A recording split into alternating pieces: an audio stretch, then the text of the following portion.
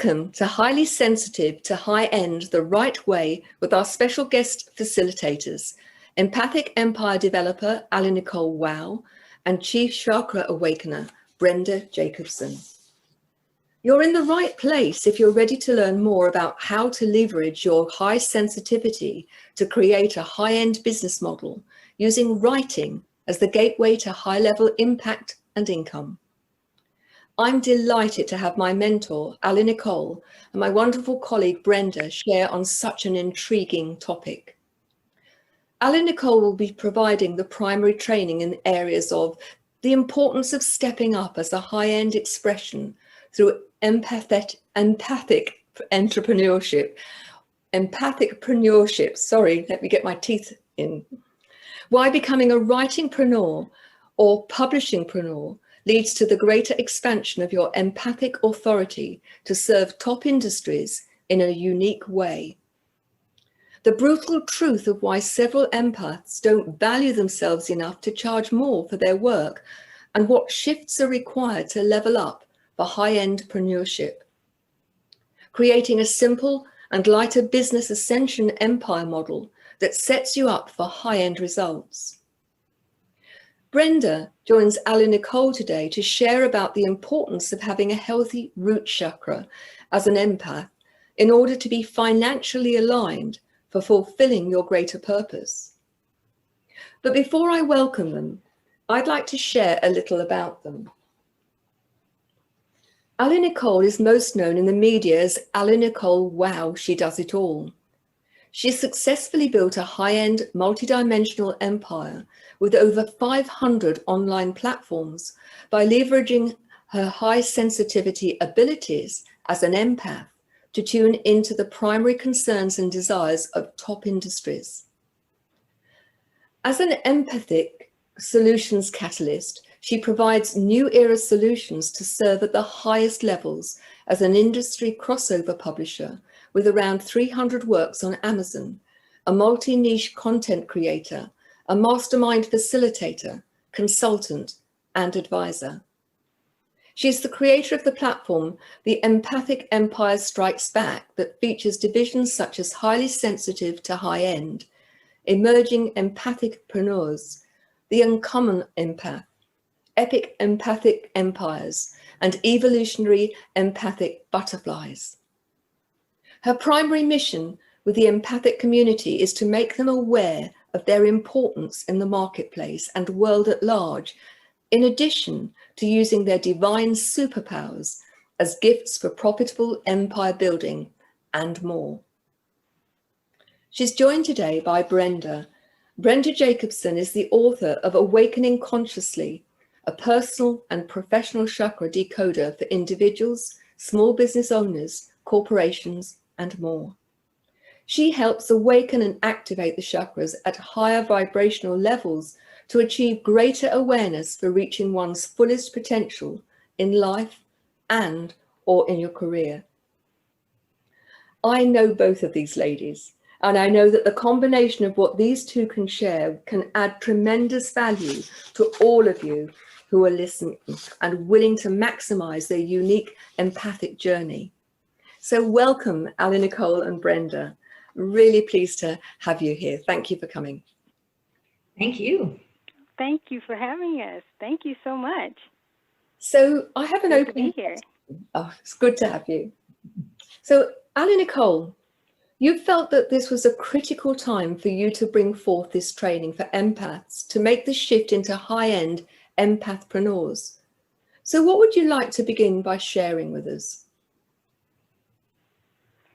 Well, and thank you again so much for having me and for having both of us. Yes, this definitely is a very important time. It's really important for empaths to really start stepping into a high-end expression through what I call empathic-preneurship.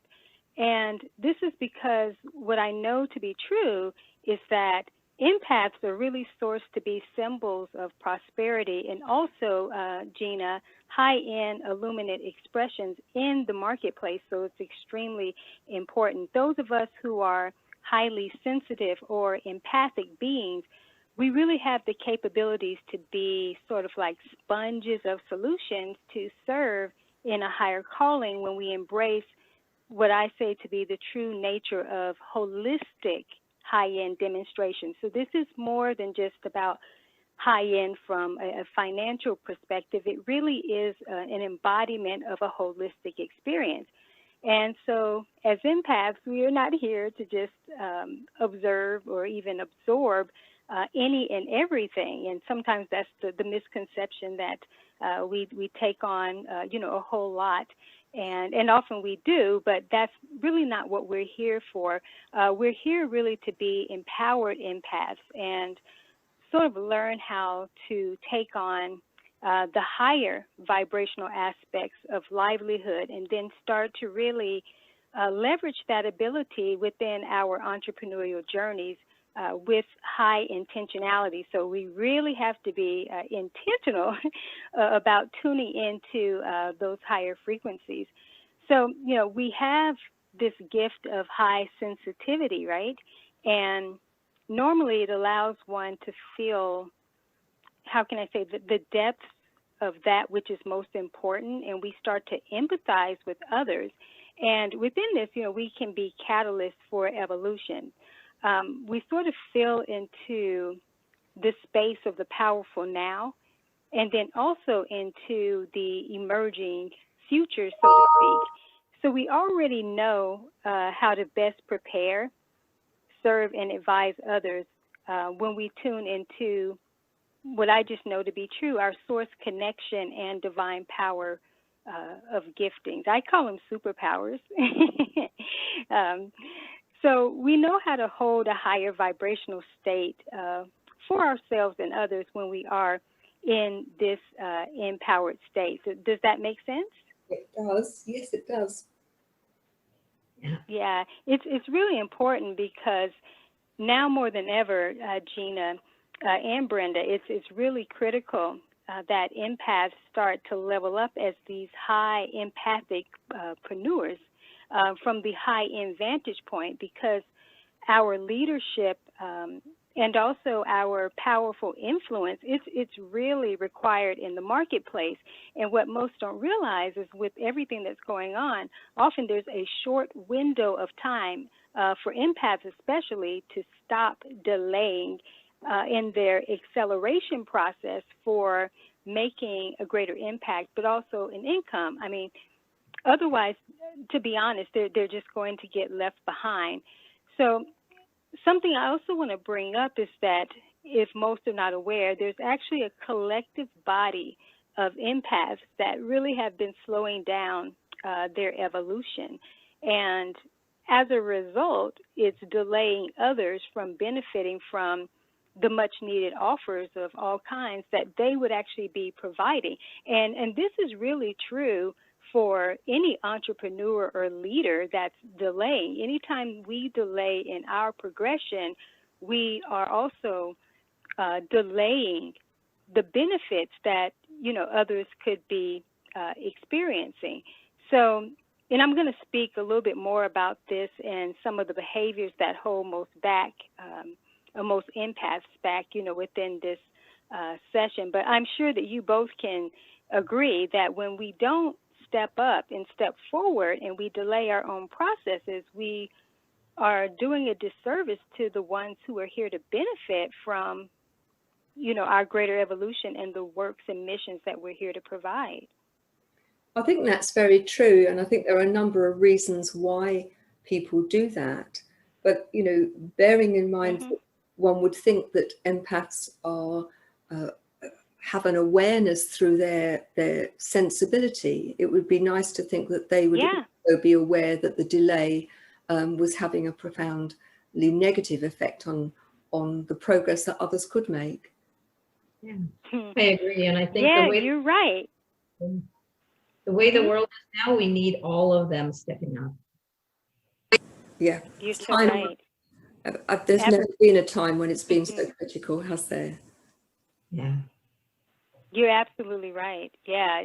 This is the time, honestly, to be very intentional, especially for empaths, about not only absorbing things. I like to tell them it's okay to observe, but don't absorb everything. We're not here to absorb everything. You have to be intentional about starting to only be absorbing like high-end vibes or the high vibrations, you know, and start translating those vibrations into what I call illuminate offerings.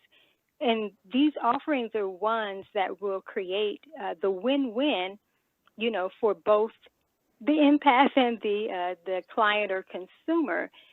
It's just really time to be flowing in this high vibe state. And as they're doing that, they can also be establishing new business frameworks for high-end success. So I can't stress this enough, and you'll probably hear me say this a few times throughout this session today, is that it's high time to be what I would call high-end absorbent, and be mindful about what you're absorbing, but do it from a high-end vantage point.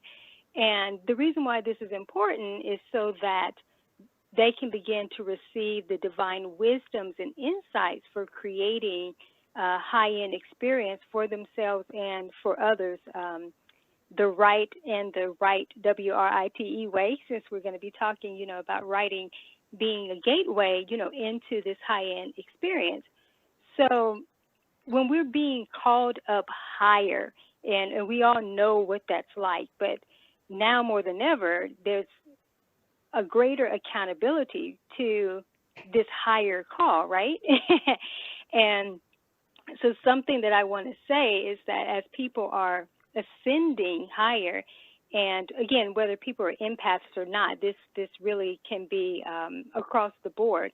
But for empaths specifically, or highly sensitive individuals, they'll find that the non-traditional frameworks are going to be the best, because the traditional kind of solo entrepreneurial models, or even the coaching models, you know, those within the consulting industry, they're going to find that those institutionalized structures, they really aren't aligned for the empath's central nervous system. I know that's getting deep, but this is the truth. Empaths would understand this.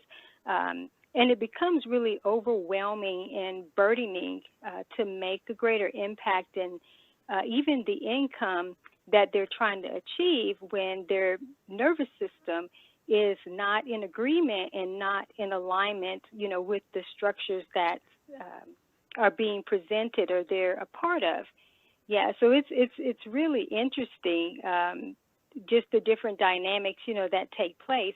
And this is why most, honestly, they struggle with creating not just high-end success, I would just say consistent success, but mainly the high-end success cannot be achieved because they end up staying in the safe zone or their comfort zones, and they charge less, but often they're giving more of their time than they can afford, you know, to do.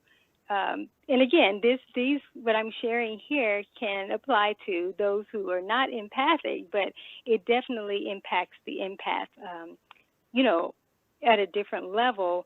One of the things that empaths tend to do, they sort of overmother their missions, yet they, what I say, underparent themselves in self-love disciplines, because they tend to not honor themselves and just over-deliver and undercharge.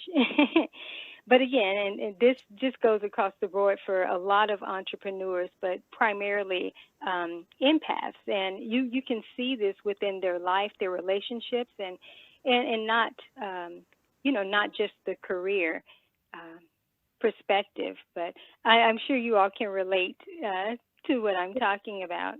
Certainly, in my experience, that those people that I know who are empaths, it's unusual to find empaths who actually value themselves, and yet when you talk to them about the impact that they have on the people that they work with, that they can identify very clearly that people make amazing progress, but they feel Yeah. it's somehow wrong to charge that. So that's one whole problem. But I think the other thing that I've noticed with the empaths, and it may just be the people I know, and I know an unusual group, but they also they often suffer from it. It's got to be perfect, and their version of perfect is yes, this is very true.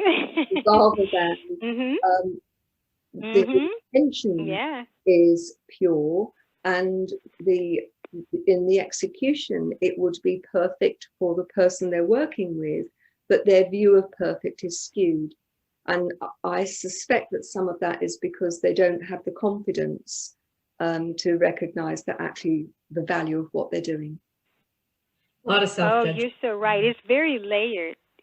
Gina, Brenda is going to be able to point out a lot, about that as we get, more into this. But Brenda, certainly want to hear your thoughts. I'm going to talk more about this later within the session, but definitely want to hear what you have to say around that. I think that I agree with both of you. People have, there's a saying, they're their own worst enemy. They're more critical on themselves, more judgmental on themselves than they ever would be on any of their clients or anybody else.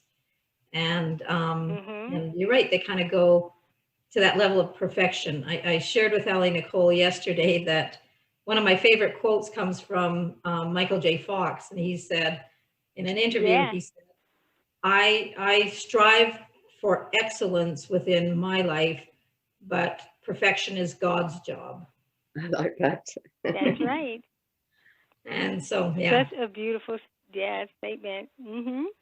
Yeah, it's so very true. Thank you so much for sharing that, because definitely someone needs to hear that. And the empathic community for sure, or highly sensitive, definitely need to hear that. That it's not, about perfection. And, and on that note, when they are in this striving mode and delaying and trying to be perfectionist and camping out in the nation of procrast, because it causes them to procrastinate, for sure.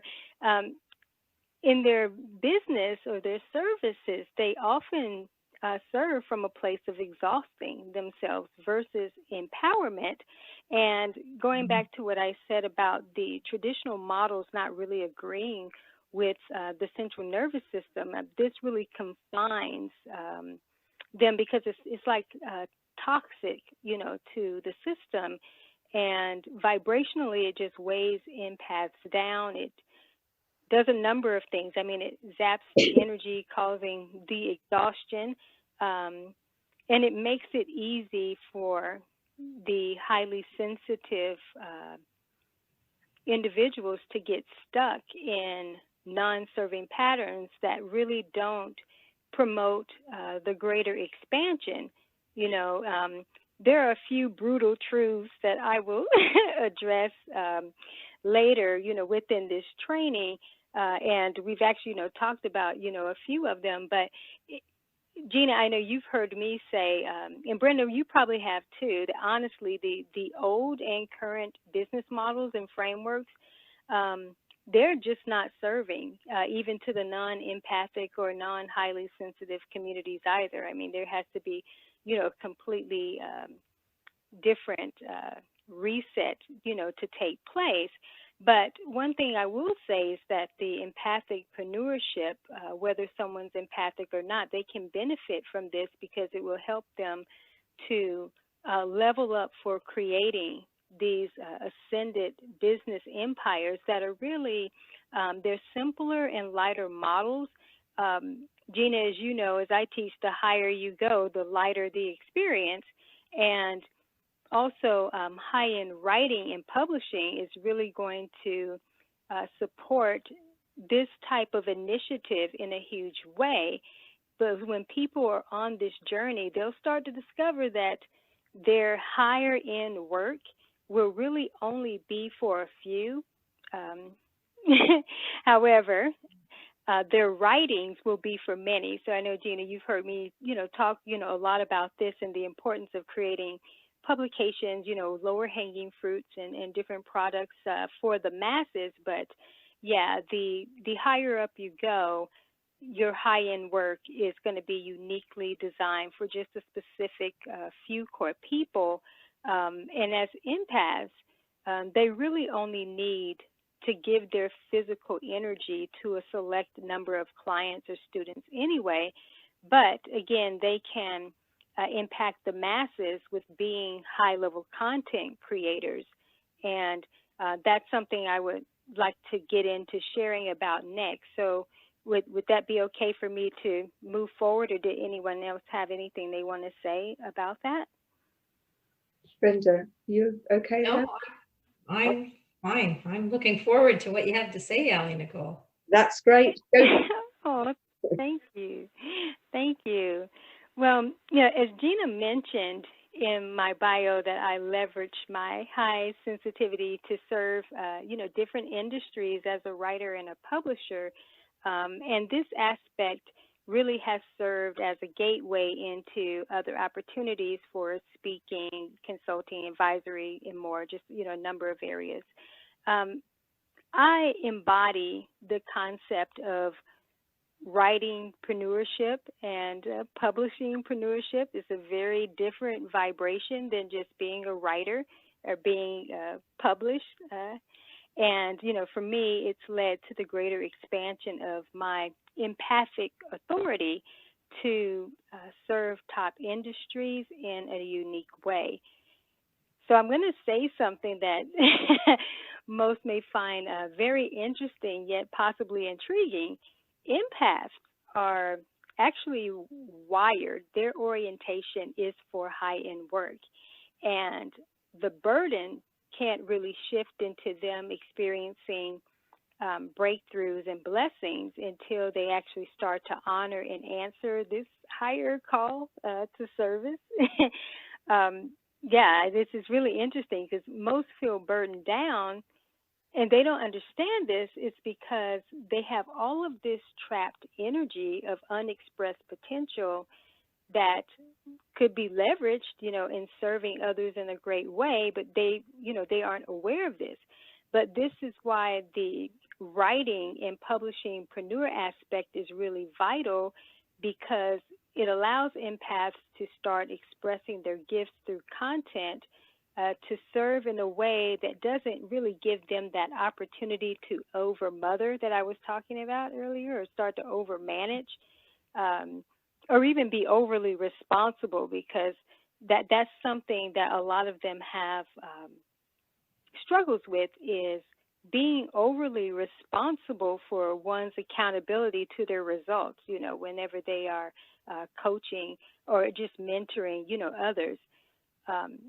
There's kind of this thing of having the tendency to over-empathize, so be too empathetic in a sense. They start taking on areas that only the individuals can do for themselves in order to be successful. So again, the writing sort of keeps them out of that over-nurturing role from a physicality perspective. I mean, you can only do so much. I mean, just like if you were a personal trainer, you can set the parameters or give a plan for the client, so to speak, but you can't do the sit-ups and the crunches, you can't eat for them to make them, do right. And as, basic and silly as that sounds, a lot of times empaths actually try to take on that role of doing the work for the people that they are supposed to be serving. So, they can't do that. That's kind of insane, but it happens. And again, these are things that happen outside of the empathic community, but you do find it more so within the empathic community. At least I've found that in case studies, in the work, that I've done over the years. So in order for the writing aspect or the publishing aspect to be a profitable venture, so to speak, the high volume-based selling from having a storehouse of works is going to be really vital. And this is something that I teach, and Gina, you know this, I teach this even to those who aren't empathic, is if you want to be profitable in the publishing industry in terms of being a publishing-preneur, you definitely need to have a storehouse of works. And I know sometimes people think, and primarily empaths think, that they are not writers, but oh, they would discover soon in this process for sure that they are. And even if it's at a micro messenger type of format, Gina, one of the things that I do, I try to make writing processes as simplified, as possible. And this is really good.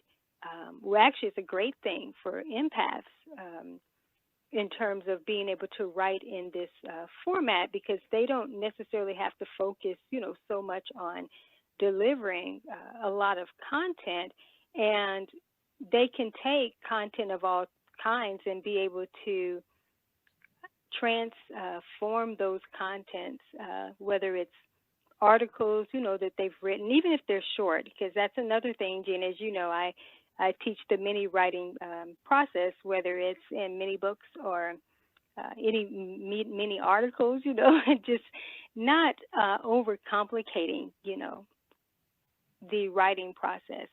But yeah, being able to transform those types of writings into audio products, they can be repurposed and expanded into signature talks or even programs, And a little bit later on within this session, I'm going to talk about some of the types of publications and writings that will work best for empaths to create, so that they can also start to leverage those writings as lead-ins to the higher work that they plan to do with top industries.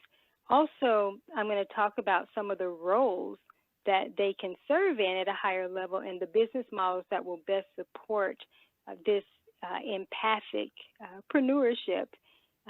But I'll be sharing more of that towards the end of the training. So before I move forward to talk about the brutal truths of why several empaths really don't value themselves enough to even charge, for the work that they do. And then also, before inviting Brenda to share about the root chakras, did either of you want to share your thoughts about anything that I've just talked about or provided so far? Sorry, Gina. I love what you're saying, AliNICOLE, and when you're talking about the over-mothering and the undervaluing part of things, that relates directly to the energy body and the chakras, because when they're out of balance, they can be either excessive or deficient, and that addresses both of those. And the goal of coming into balance is to kind of center you in your field. So you be centered from front to back, which is past and future, from right to left, which is the left brain, right brain, and from top to bottom, being how grounded and how spiritually connected you are. So it relates very directly to what you've said. Oh, thank you for sharing that. That was right on point, right on time. I'm glad I paused and asked before moving forward, did anyone have anything to share on that note? And man, that was great. I'm so excited now to hear even more about what you're going to share around the root chakra as we get more into this. Wow, that just pumped me up even more. And I guess before segueing into talking about the brutal truths, we probably needed something of that high vibration first. Yeah, there's hope. Always hope. There's hope. Yes, yes. Gina, did you have anything to share before I move forward? I'm just reminded of the number of times I've had conversations with parents when I've been a principal, and I've said to parents, you're doing it for them. You're not equipping them to move on. And that, when they're 27 and they're still expecting you to do it for them, what's the lesson that you've taught them? Because what you're saying to your children or your client is, you can't do this, you're not capable of this, I've got to do it for you. And it's so easy for you to see that role where you keep that person limited, keep them a victim, keep them a child. Yeah, disempowerment. When the reality is that if you're doing a great job, what you're doing is giving that person the tools, holding the space, and then not only supporting them, but challenging them and saying, I know you can do more. I know you can do this. I have faith in you. Get on with it. And I think that's something that is the difference, isn't it? I think empaths often slip into sympathy rather than empathy. Yeah. And the difference I would say to those who are listening is, you know, if somebody's upset in whichever context, instead of saying there, dear, never mind, it's, I can see you're upset, but we need to sort this out. So blow your nose, have a drink of water, let's move on. That's exactly, yes, that was perfect. You're so right. That was great. I love what both of you have shared. Yeah, you know, and to your point of what you were saying is, when they do take that position of trying to do things for, like you mentioned, a parent and the child, and, you know, in this case, you know, the empath and the one they're serving, is a very disempowering place to think that you have to take on that responsibility. But if you think about it, because the empath really doesn't feel empowered themselves, they're only going to then give that energy off to the clients or the ones that they're serving or mentoring, is having to overwork or overdo. And a lot of times empaths can attract needy clients or needy individuals, you know, within their lives, and to the point where it kind of strokes the ego in a sense to feel important and to feel like, you know, I'm giving and I'm doing, and sometimes it's kind of an overdoing, you know, type of thing. And so a lot of times they'll gravitate individuals, whether life or career, that are high maintenance. But they also don't realize that, you know, sometimes that happens because they have this need to be over motherly or to be very important, to feel like they're doing something. And I'll, you know, talk a little bit more about that as we get into this. But thank you both for sharing, because that was great. So now that there's a spoonful of sugar to help the medicine go down, let's talk about the brutal truths of why several empaths don't value themselves enough to charge more for their work, but also the shifts that are going to be required to start leveling up for this high-end preneurship, you know, as empathic preneurs. So one of the things that a lot of them do is they absorb the conditionings of the old paradigmatic frameworks. And I'm saying old, but a lot of these are still in place, you know, but they have that old energy. And within, you know, this understanding, so to speak, those frameworks give off this vibration of that it's not right or spiritual to be charging, you know, certain fees for transformational work or services like healing, life coaching, other non-corporation, you know, types of, you know, services. They feel it's fine, though, for the traditional workforce, you know, services, which is interesting. That's a whole nother training within itself. And Gina, you and I have had conversations about this, and Brenda, you know, we've talked about this too, where there's the thing that as long as people are serving in the traditional workforce and corporate America and different things, they don't have an issue with making the money or different things. But somehow when they shift gears to doing that non-corporation traditional workforce, types of services like the life coaching and the healing. It gets kind of wonky then. They get into a whole lot of unworthiness and just a whole lot of things, and that's a whole nother training, like I said. But my point in bringing this up is that the empaths sometimes absorb, all of this that's being projected, so to speak. Therefore, they don't really show up in a powerful way with the valuable offerings that they have.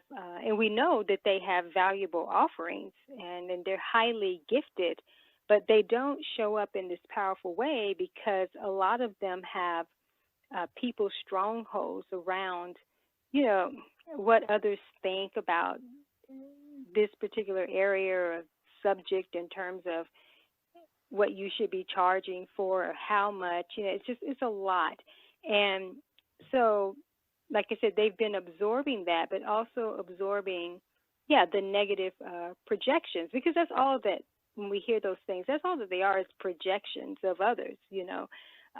People have these negative projections about marketing your services online, like you shouldn't be doing this on social media platforms. And like I said, a lot of times empaths get very caught up within absorbing that, and they don't understand, as I mentioned earlier, about the importance. This is the time to really be showing up and also leveraging what I teach, and Gina, you know about this, the combination posting on social media, and being able to have the balance of posting empowerment, of course, adding value with your storytelling and everything, but also featuring products and services. I mean, what is wrong with that? I haven't understood that yet, why that has been made such a big thing, but I do get it, and that's a whole nother training. A lot of times people don't understand that marketing has to develop momentum, and if the combination posting momentum isn't consistently created, then most will get caught up in the loop of what I call, really, it's the B, inspirational insanity confirmation bias loop. I know that's long, but I call it that because it's all that jammed in one. And it's really interesting because, I really don't understand that. Like I said, in empaths, they certainly should not be caught up in this, but, for some reason, like I said, they are. So what happens within that dynamics is they attempt to post, let's say, a few products and offerings, but when they don't see, like, the instant results, they go back into this default of posting only inspirational content, and this happens because their own confirmation bias, which is, for those not familiar with that term, it's a form of self-fulfilling prophecy that keeps people, within their same frame of mind and understanding. And that confirmation bias in this regard gives the empaths the continual evidence that the combination posting doesn't work because, again, I tried it, didn't work because they didn't get instant, results. I was about to say responsibility, but they're not being responsible enough to be consistent with it and realize that this is about creating momentum. And again, as I mentioned before, if that momentum isn't there, it's just not going to, it's not going to work just off the bat. So that's why it's important to actually be showing up, and especially now, in this way. So obviously, I'm not against empowering and inspirational posting, and things like that. It's fine, and people can continue to do that even if they don't want to show up in the combination posting way. The only thing is that if they're expecting profitable results, well, I'm just going to say it. I mean, it becomes insane to think otherwise. I mean, that's part of the insanity. I've had this conversation with several people. I would say, unless you're a millionaire or you're doing extremely well financially in your business, then you need to be creating the momentum for combination posting. You know, as we've heard the saying, we teach others how to love us, how to treat us. And it is the same with our audience in our networks. We teach our audience how to be with us. So I'm just going to say to my empathic, emerging empathic-preneurs that, yeah, if you're only about adding free value because you think it's the right thing to do, because maybe, I don't know, some guru or established guru has said that you need to be doing this, or it's just this sense of popular false humility as a trend is about the best way I can describe it, then I would say, you know, go right ahead, but just don't have these different expectations that your invested time on social media would generate the revenue that you require. Because again, it gets into the insanity zone, and I have several teachings just on that area alone. So another brutal truth that is to a select group of empaths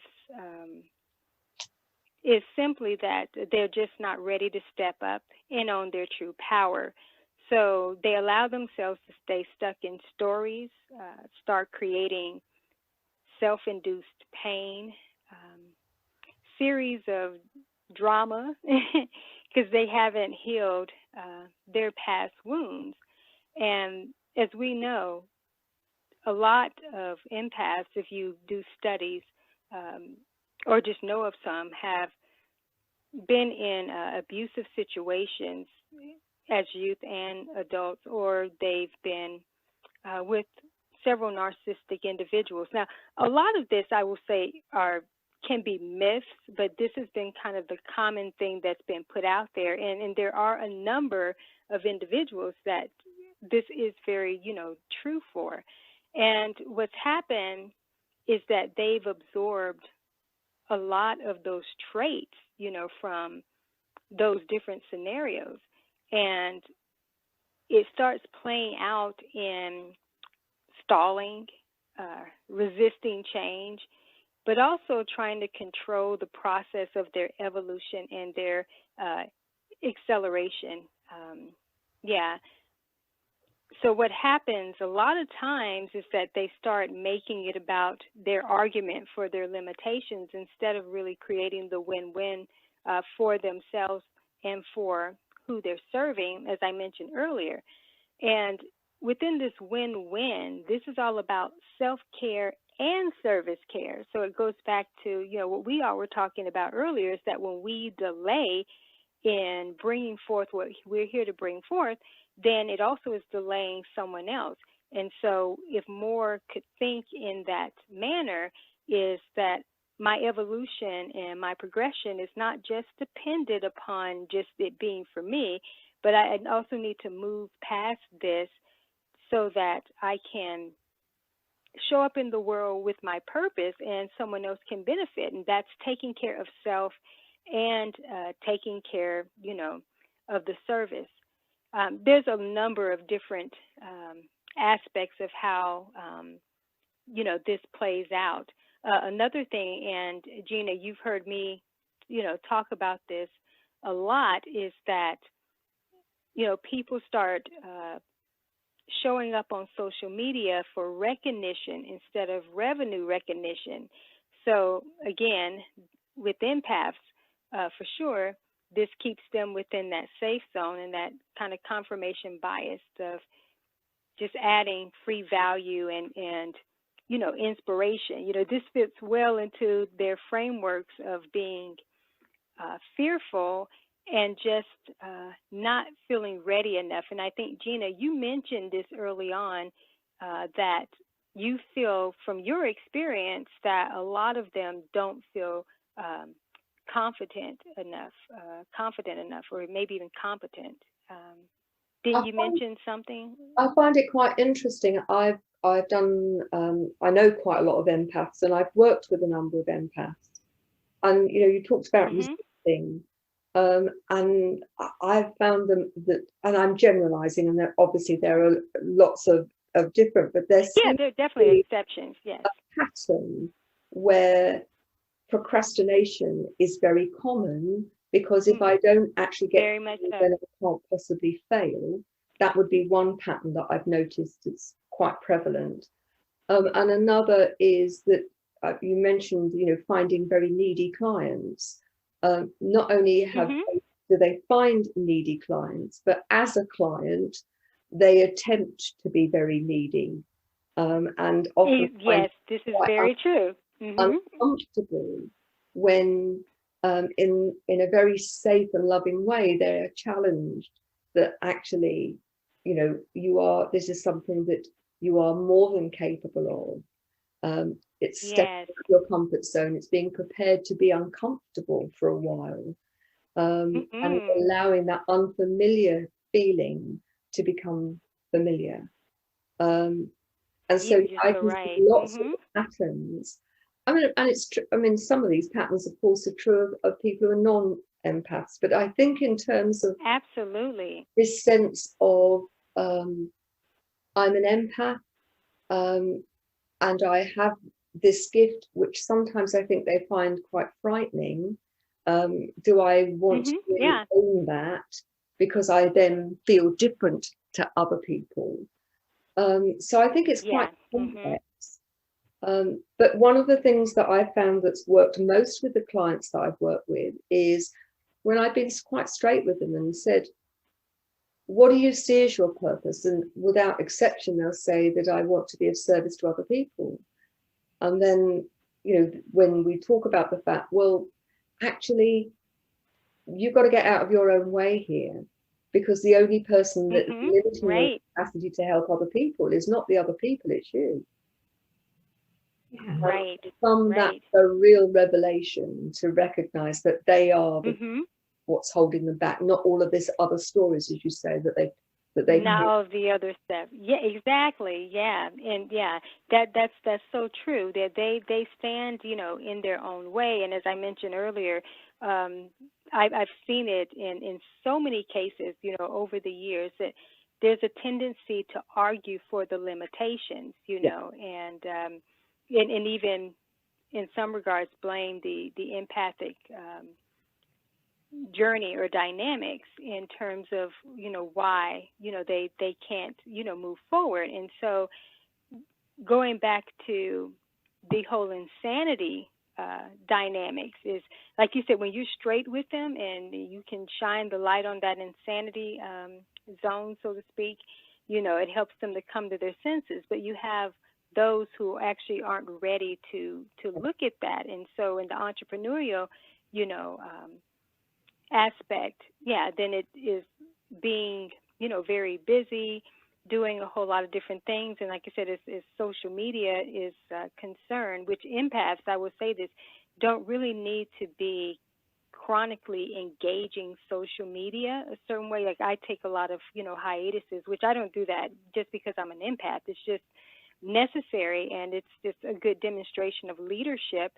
But we need to, of course, have our businesses set up as the media, because we're in the digital age, a digital era. But at the same time, you have to have some balance and restraint, and not become so, reliant on having to chronically be there. And especially if it's not really paying off, a certain way. So, like I said, what I find is that when there's unhealed and unresolved issues, so to speak, and it gets into a lot of, wanting to be recognized and not really doing the things that are going to create the revenue recognition. So going back to when people don't really use the combination posting, concept.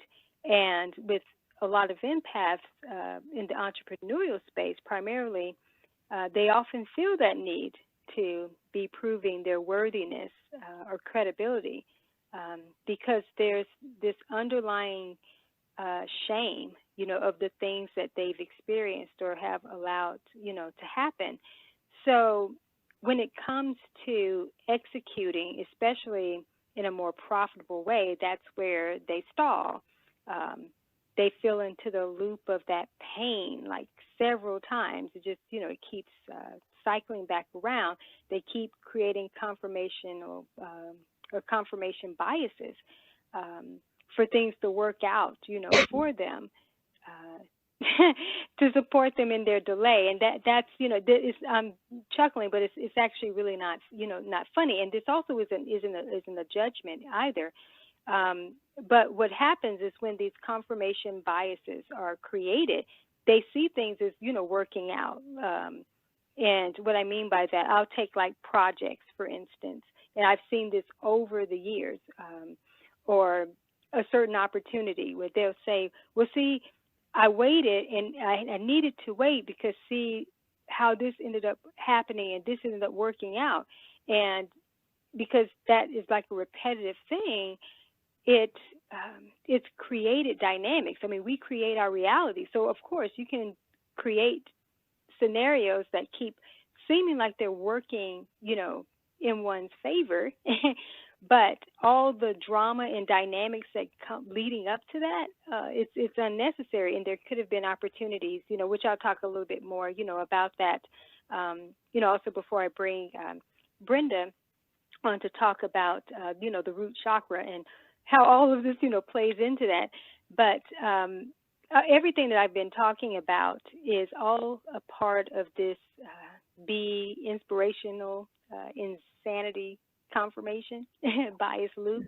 It just continues. And so one of the things that I teach empaths, and I think, Brenda, you resonated with this when we were talking, the three of us on our call, that being intuitive and inspired to do something are not the same thing, and that will keep people broke.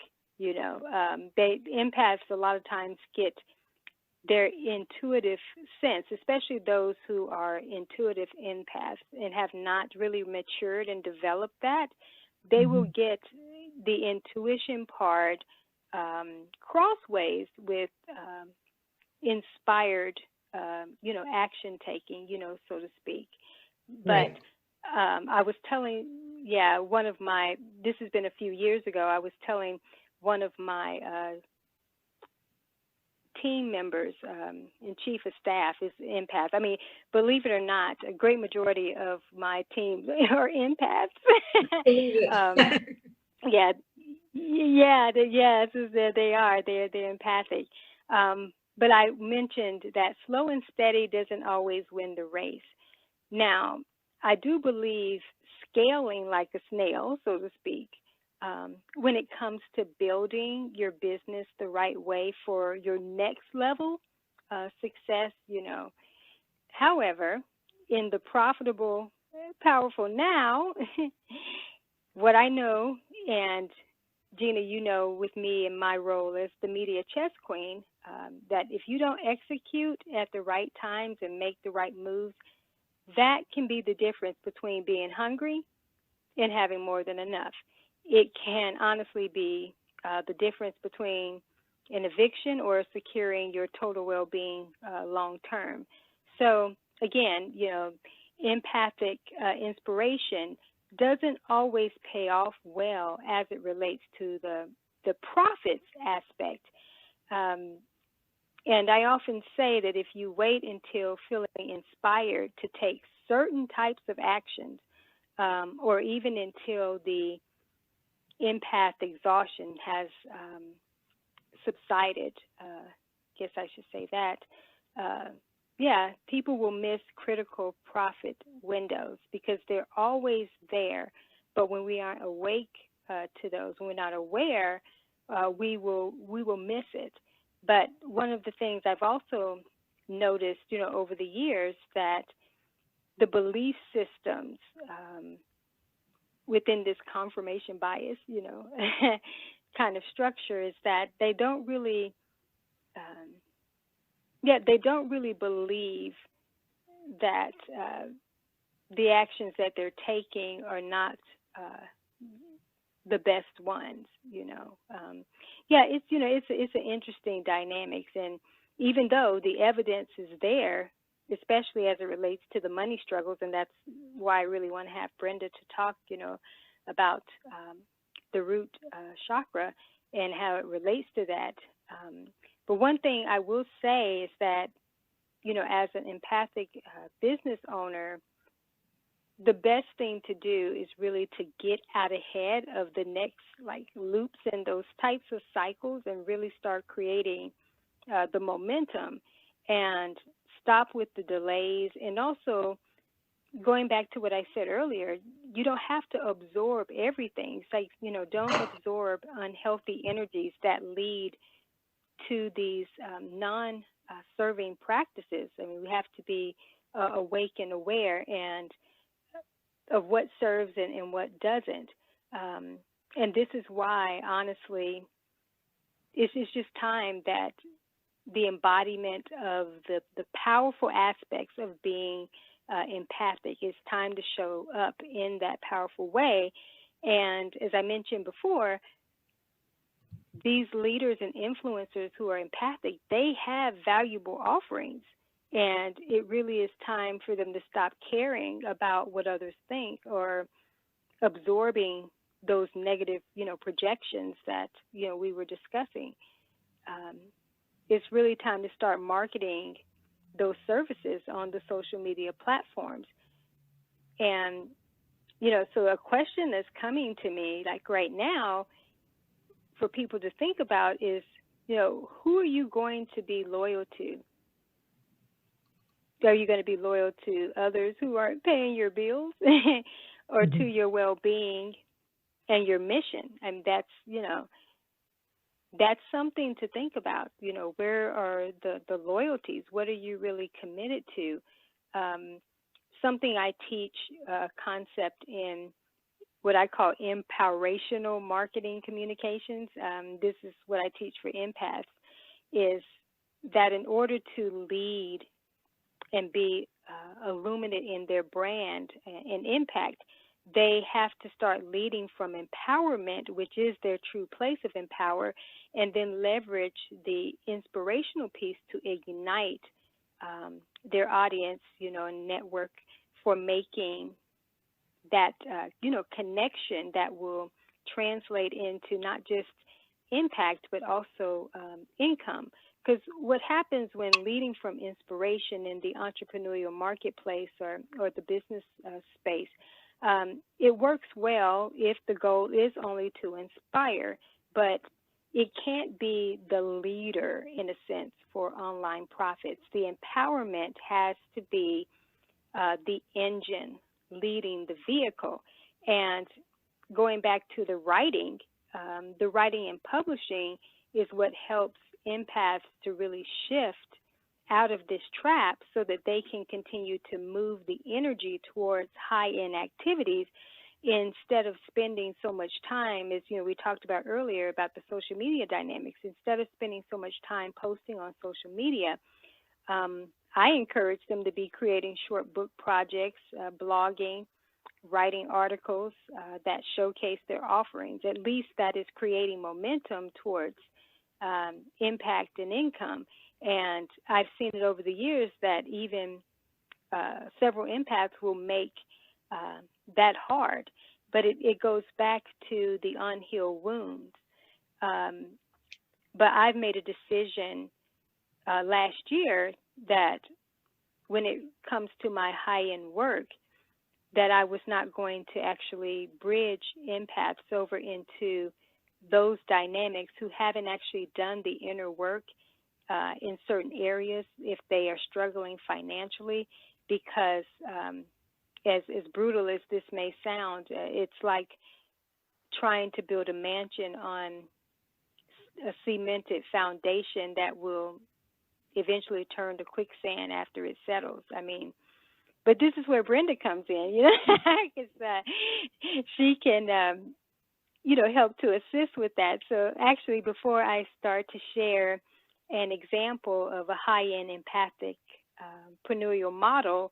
Brenda, I would love for you to share about the importance of having a healthy root chakra as an empath. And this is all about, you know, others being able to be financially aligned so that they can fulfill the greater purpose and mission, you know, through entrepreneurship. So definitely want to hear what your take is, you know, around this.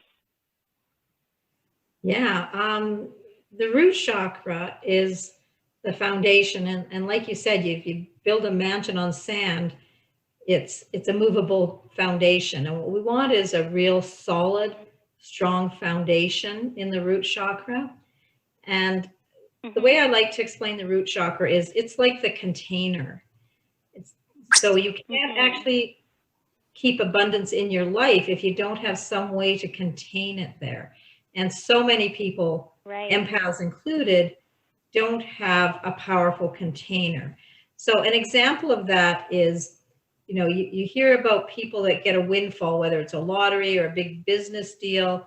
And I hear this with lottery winners. They get this huge windfall, and a year later they're claiming bankruptcy because they don't have that container to hold the things that they attract into their life.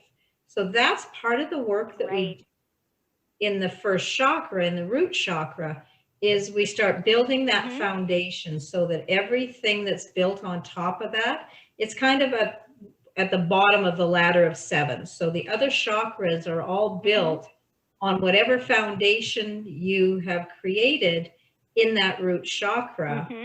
And if it's weak foundation, then your whole way of being is going to be fluctuating and weak and weaving. And, you know, if you built a house on a weak foundation, you get the saggy floors and the walls falling apart. And, you know, it's just not an appealing place. It's not a safe place to hang out. No, you're right. The same thing is true with that. Same thing is true with that root chakra. I'd like to mention something about the second chakra while we're at it, if that's okay. Oh, definitely. Yes. Go all in for sure. We see the root chakra as the container, and we see the sacral chakra, the second chakra, as the contents. And so I just want to address something that you have spoken about is people pull with them a bunch of emotional legacy that distorts the second chakra. And so even if you have a strong container, you can't fill it because the second chakra is distorted. And we see that legacy haunting us. I was guilty of this myself. Being an empath, I worked in the corporate world, and what so many of us are suffering from is that for years in the old world, we were very diminished. We were ridiculed when we talked about, you know, gut feeling on this, or I think this, or I feel that. And it was not accepted in a corporate world. I was in the C-suite. I was in the top executive, and nobody, like, it was a threat to my well-being if I ever let that come out. So the old world really valued empaths, and it created a fear within us that we are dragging forward. And the new world is not like that. There's still people hanging around from the old world, but there's more and more empaths that are coming forward that are creating a community of support around that. Although we still get stuck, we've still got that stuck emotional legacy that hasn't been dealt with, where we can fully embrace this community moving forward. So it's really a combination of first and second chakras that makes a big difference. Oh, you're right. I would say the first 3 are vital, really, too. But definitely, you know, the root has to be addressed, as you mentioned about, you know, the foundation, which was exactly why I wanted you to be able to establish a premise, you know, for, you know, empaths, because some aren't, you know, aware of this importance. And that's why a lot of action taking can take place and putting things, you know, getting things ready and orderly. But if the healing has not taken place where, as you mentioned, things that are absorbed from ancestral or legacy, or just the different things. If and as I talked about earlier, the abuse that often takes place within empathic relationships and narcissistic entertainment of those who are highly self-absorbed.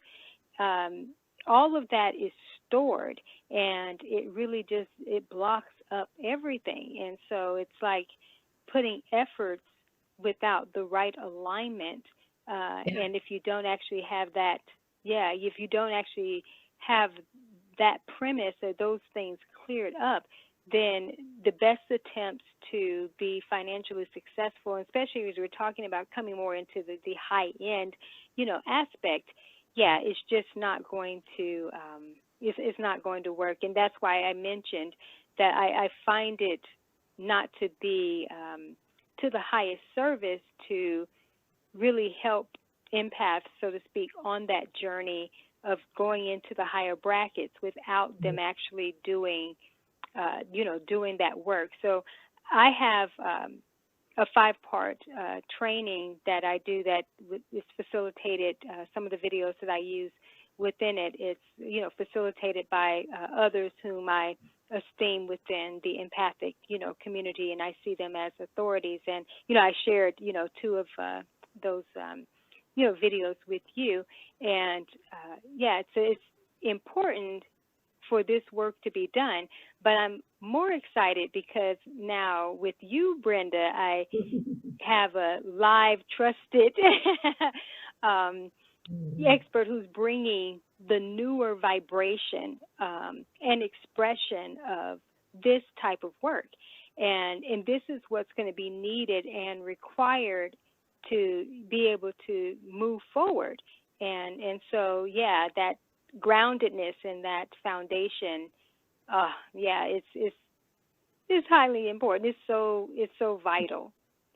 It is, and as an example of somebody who's very grounded, whether they're empaths or not, or even good intentioned people, but people that have a good foundation are the ones that we see, that we say, oh, they got the world by the tail, or they've got such charisma, and everything comes to them so easily. And those are people that have a solid ground, and they're just attracting stuff just flows to them because they've got a very solid container to put everything in. Yes. That's what we're aiming right. for, is creating that. Absolutely. You're absolutely right. The root chakra is where we do want the containerization. The flow of structures in business is where we don't want the containers of limitations, but we have to have it as it relates to the foundation. So, man, this was great. I loved everything you shared. It's just making me, like I said, so excited about the emerging work, that's coming up, with us to really be able to help empaths and others, obviously, too, to shift these dynamics, because the work that you're doing is so needed in organizations, and definitely the solo entrepreneurial arena in our empaths who are so powerful. We just want them to be those powerful expressions that they are. I mean, empaths, we are no joke. We are the most powerful expressions really on the planet. Absolutely. And that's why most people, as Gina said, are a little bit scared of those powers, because once they get unleashed, it's a whole nother level of leadership responsibility and accountability. As the Bible says, to whom much is given, much is required. So definitely, I understand the fear, the trepidation around being able to unleash these different levels of the power, but it's our way of being. It's who we're here to be. It's like having a tree and the seed has been planted, but you don't want the tree to come to its full expression. It's like, no, it's encoded to do that. And empaths are encoded, as I mentioned before, to be these symbols of prosperity and in high level demonstrations of high-end work. We are wired, we are hardwired for high-end, but yet buck against that because of absorbing the projections of those who don't actually want the empath to emerge because they are threatened by that power. And I know I'm getting into a whole nother something. That's a whole nother training, yeah, for sure. But before I go on to share, did you, Gina, did you have anything that you wanted to share around what Brenda has shared? Or Brenda, if you had anything else that you wanted to interject? No, I think I'm done.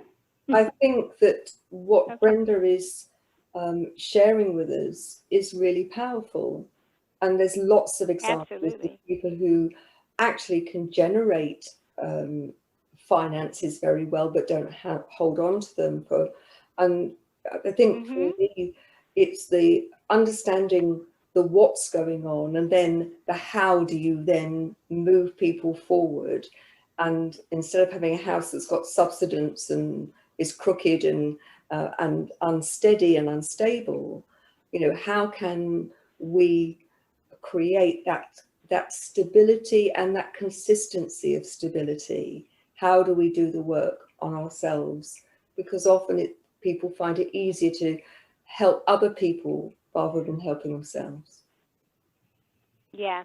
Yeah, it goes back to what I said earlier, is that the over-mothering or over-delivering for others, yet under-parenting themselves in self-love disciplines. And self-love disciplines is all about having the balance and honoring self and giving to self. And one of the reasons why several empaths, and again, it's not all, do attract needy clients or needy people in their lives, narcissistic people, or self-absorbed, is because they are not absorbed enough within themselves in the right ways. And when there's not the healthy disposition and the healthy self-absorbing, See, I'll run a narcissist out of town. I mean, I've attracted, several of them, in my life, over the years. But because I'm in my fuller expression, they can't hang in my vibration. Yeah. Can I something in that comes out of my corporate experience? It's really relevant. When we're talking about organization development around coaching and consulting, there's a concept that the organization development community came up with, and they labeled it self as instrument. And I think that that's really critical for empaths. And what it means is you have to be so powerful and so clear within yourself that you show up. That's right. That's right. Instrument for the people that you're working. If you bring your own emotional baggage and your own triggers and your legacy into that relationship, then you're drawing energy from your clients rather than filling them with energy to empower them. That's right. You're disempowering them, instead of empowering them. You're right, and doing a huge disservice instead of serving them at the highest level. And that's why it's so important, as I mentioned earlier, is the time to really start showing up and not delaying and slowing down the progression of the evolution, because empaths are really accelerated energies, but they get trapped in a lot of times in their own dynamics that they tend to think, that they're slow. One of my team members years ago, she used to, say, but I'm slow at this, and I'm like, no, you actually aren't. That's a story that you're telling yourself. But I find that amongst empaths who are within the entrepreneurial space or leaders, and we're talking about high-powered leaders,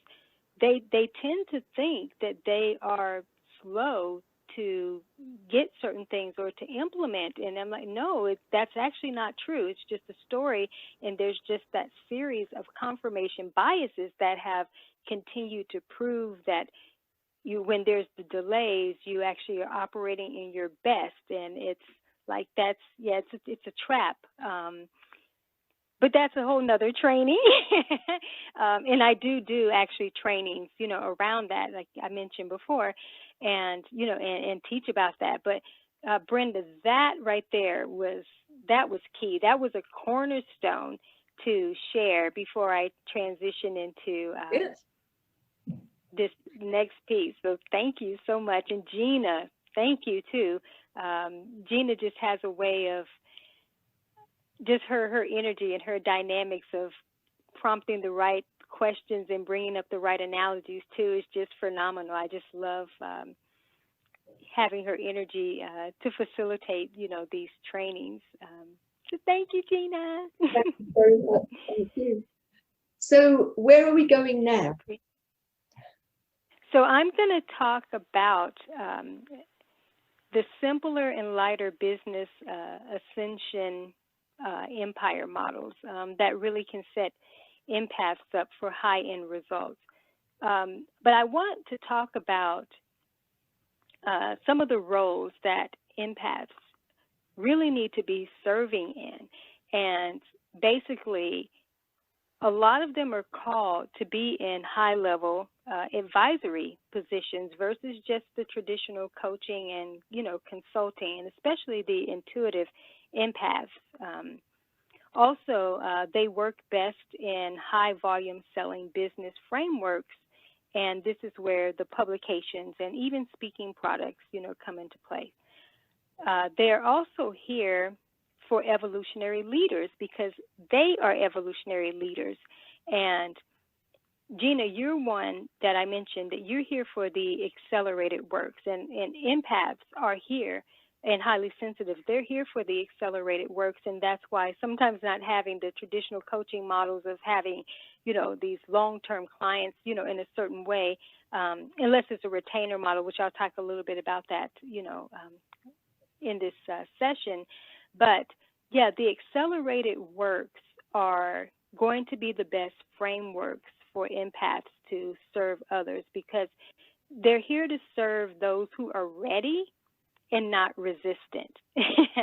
And so facilitating high-end trainings in the forms of events such as VIP day or weekend intensive, even small group masterminds, but also creating their own paid, speaking events. And, I think, Gina, what would be a good idea is we can include as bonuses with this training the other 3 trainings that have been facilitated, before this one, the one that I did on the multi-level mastermind models mastery.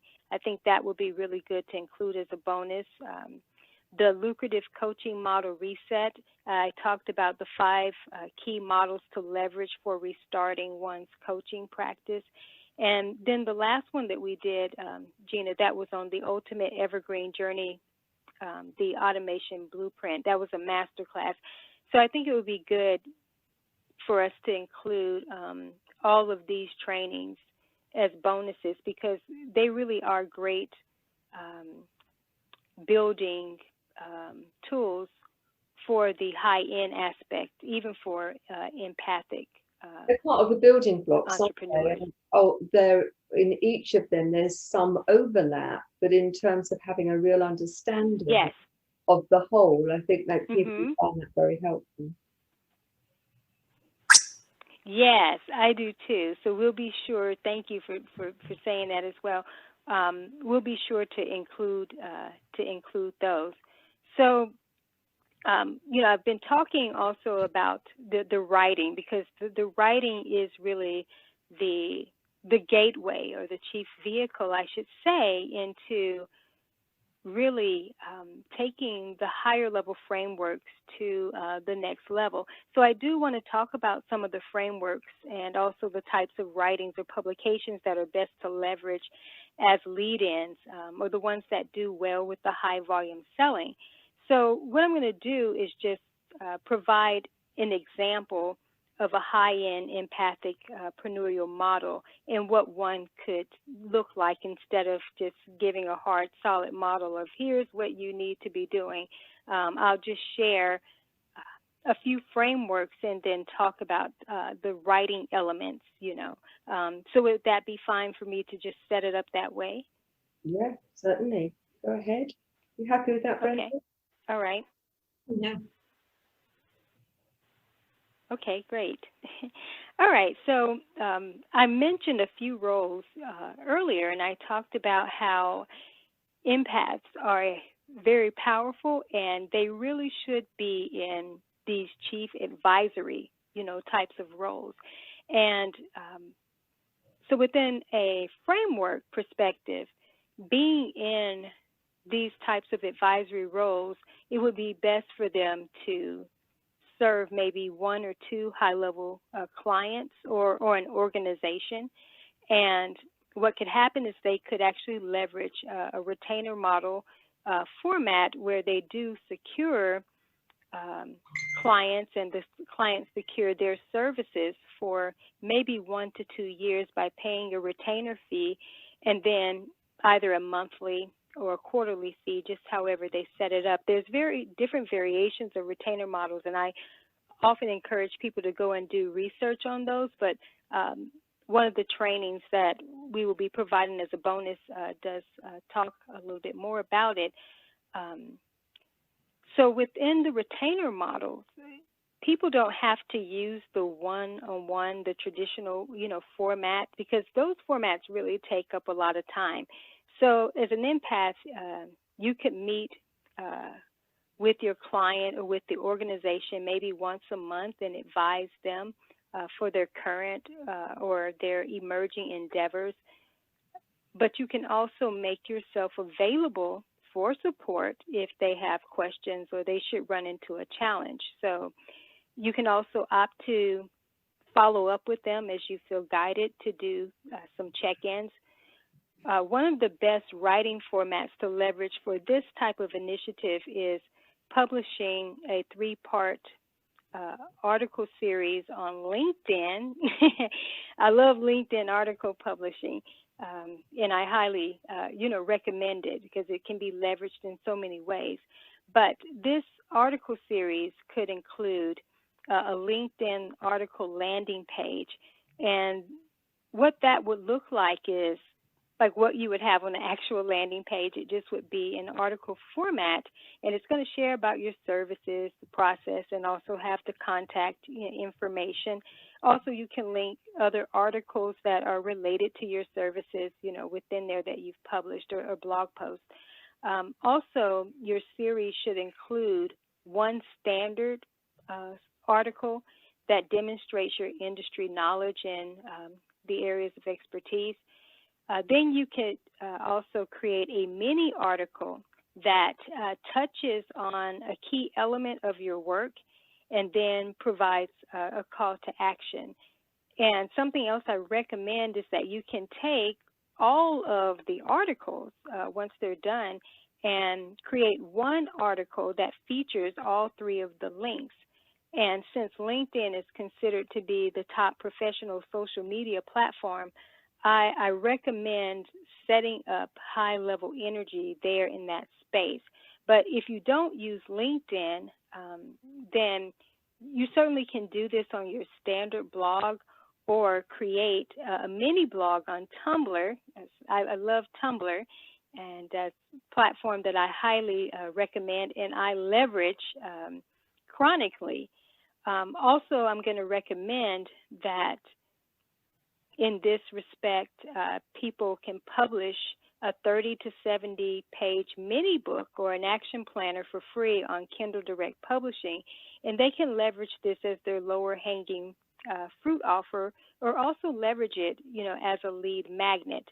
So that's just, one example that can be used within, this lighter framework of landing a big catch of a high-end organization or 1 to 2 clients where you're not having to try to fill your practice, so to speak, with getting so many clients where it's the one-on-one time trap.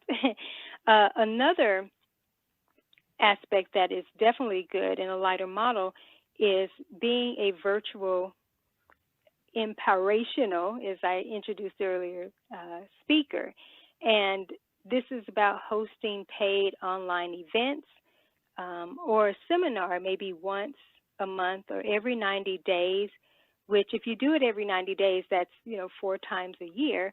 You also can leverage LinkedIn article publishing. It's great for this as well. You could create a virtual speaking article in a media press kit format. I love doing these. You could also create a separate speaking blog on Tumblr and include a 3 to 5 part blog series and also a blog post that features maybe all of the series and then also your offerings and services and speaking topics. So that's something good to do as well. All of this ends up becoming your evergreen marketing, and so you're able to leverage that. And something else that is a good idea is that you could transform some of your talks or even repurpose your blog series into some type of workbook publication, in that format, and leverage that for more profits, or use it, as I mentioned before, as marketing vehicles. In this case, you could use it to land other speaking opportunities. So if you're looking to get booked and want to do things outside of your own paid speaking events, then definitely leverage all of this aspect, in order to gain some speaking opportunities.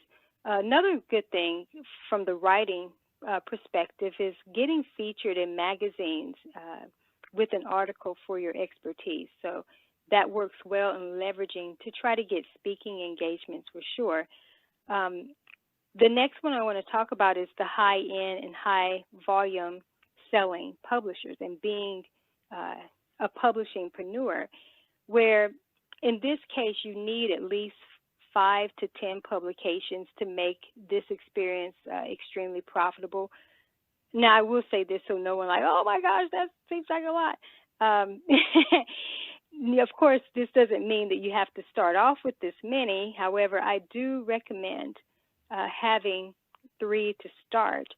And I want to bring this up, that you don't have to stay within your area of expertise. You can publish a modest amount of content in the formats like a topical journal, let's say like for gratitude, morning meditations. And I know, Brenda, you have your meditations, Yeah. and everything, and leveraging, journals, with meditations are great for sure. Also for empaths, you can create your own empath expression journal. I would recommend doing it in a Q&A format, so you can ask about your feelings, how you're feeling right now, just different things of that nature. So that's 3, right there that could be easily produced. Also, and Gina, you resonate with this because it's something I've recommended to you. You can consider doing a Facebook or YouTube Live each time you publish and add value to the general public in that way. You can also start publishing works in your primary areas by creating mini books that I mentioned earlier, but also VIP day workspace formats.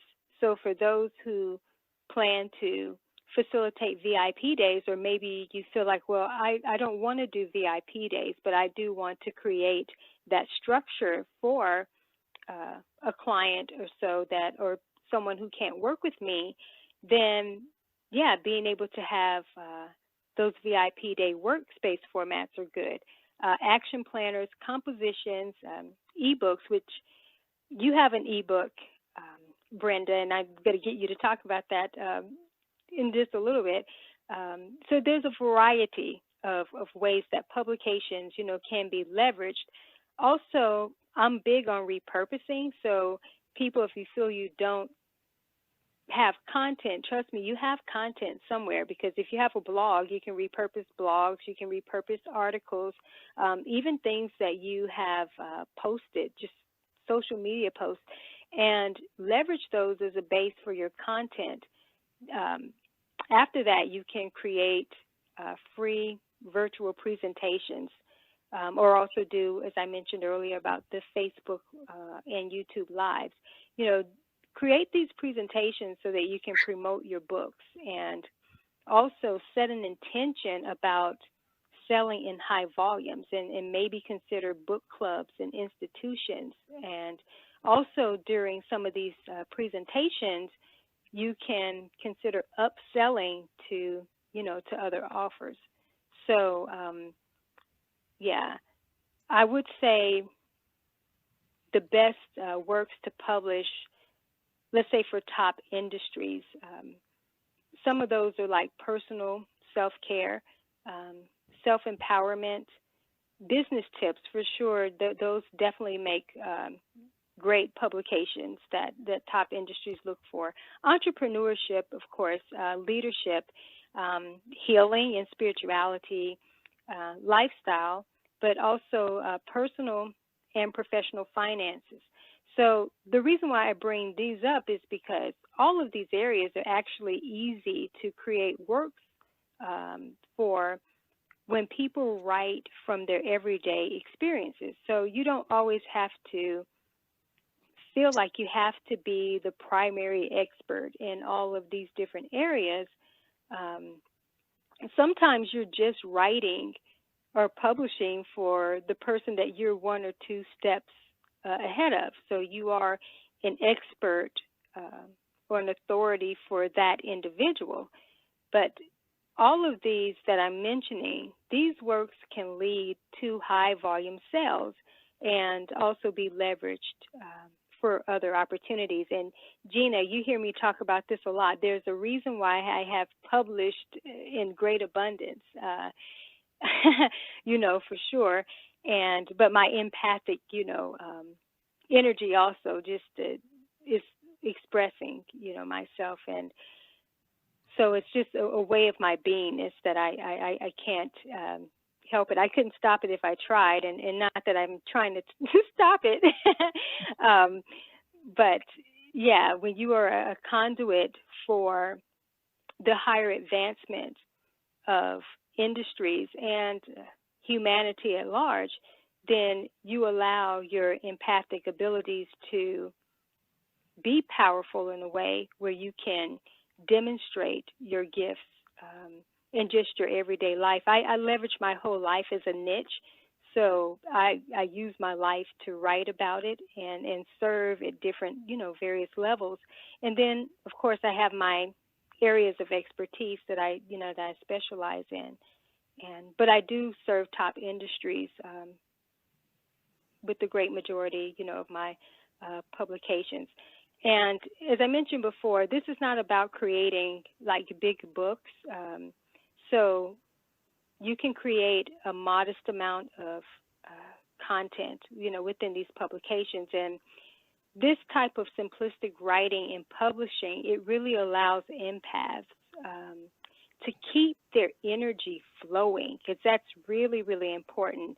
And also, too, it gives them a sense that they're serving through their gifts of creative expression, especially for those who don't really feel they're ready to step up at a higher level to serve, whether as an advisor or in the coaching or consulting aspect. Because as we've talked earlier, ladies, about, you know, sometimes people have a hard time around charging and, you know, different things for services. But if they could package their knowledge into books and publications, different products, then that certainly is a way for them to still be leveraging it. Obviously, they would have to do some extra things, you know, around that to be high volume sellers if they're not offering, you know, those additional services. But yeah, so there's like a variety, you know, of ways. And these are just lighter aspects for empaths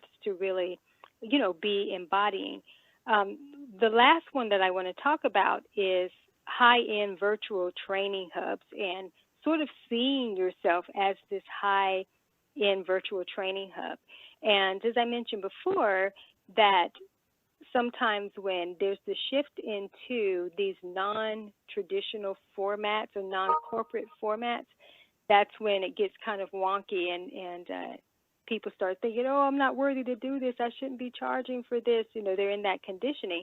But if they start to actually see themselves as conscious corporations and see yourself as a corporation, see yourself as a high-end virtual training hub, and within this type of framework, you can consider hosting virtual training series, maybe each month or every other month, you know, even quarterly. It just really depends on how you want to show up. Also, this is good for creating a product suite of the trainings, you know, from what you've delivered, you know, already. And whether that's been in mastermind presentations or the VIP, you know, intensive, or just whatever format that you've done, some type of presentation or training, you can leverage parts or aspects of what you've recorded as products. And yeah, so this is a great one, you know, to use. And Gina, I'm going to be actually empowering the mastermind with this format, you know, pretty soon. From the writing aspect, leveraging blog tours, I have found is the best format for high-end selling and also evergreen marketing. So that's definitely something to consider. So once people have incorporated a few or even all of these structures, they'll find that they don't have to keep up with a lot of high maintenance.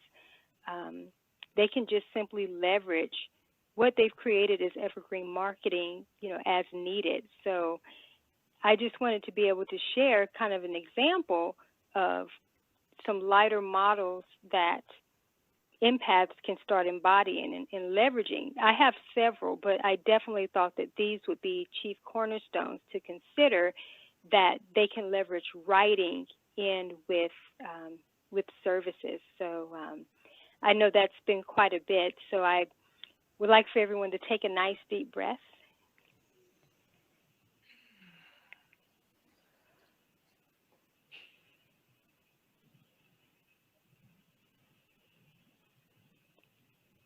So I have two questions that I want to end this portion of the training with. Is ask yourself,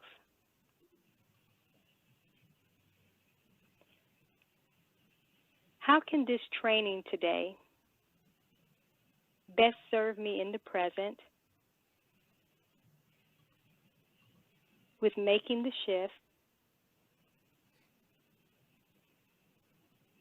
into a high-end empathic-preneur?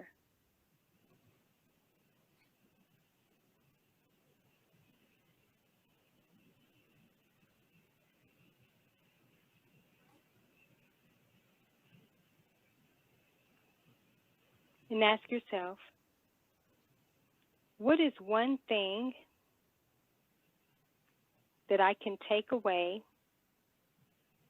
and implement with no delay?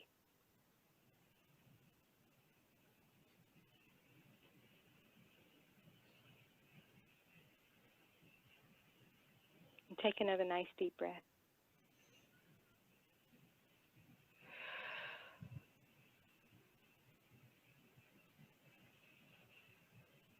So Gina, I just want to thank you so much for allowing Brenda and I to come and to share this. And I really want to empower our empathic-preneur community that it's time to be the absorbers of the high-end experience. And anytime you're feeling certain things and you don't know whether it's your feelings or not, consider that that's an industry that is calling you to write or to serve in. That maybe it's not about you and your feelings and what you're going through. Maybe it is an industry that is requiring your gifts. And so you think about that, you can begin to create content and publish for that particular industry.